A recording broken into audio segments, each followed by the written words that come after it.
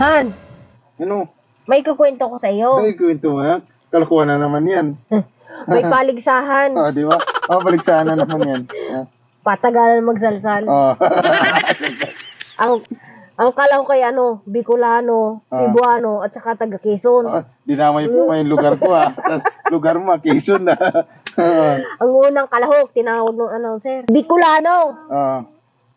Ay di umakit ang stage yung Bicolano. Aba, ang Bicolano ay nakapitong salsal.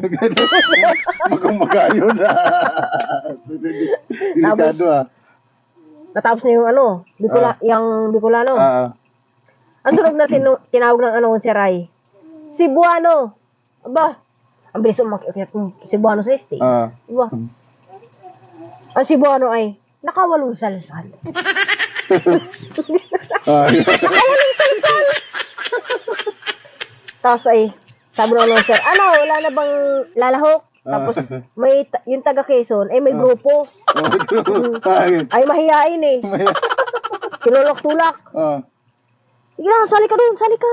Sabi nung tinutulak-tulak kayo, sige, sali nga ako. Ititesting ko lang yan, ha? Hindi ako'y mananalo.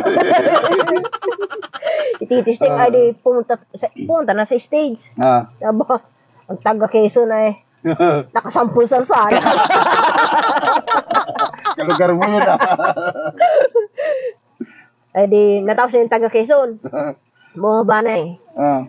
Tapos mag-a-announce na yung yung announcer. Sabi nung announcer ay, ang nanalo!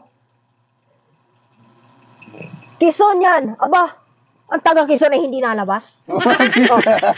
Bakit?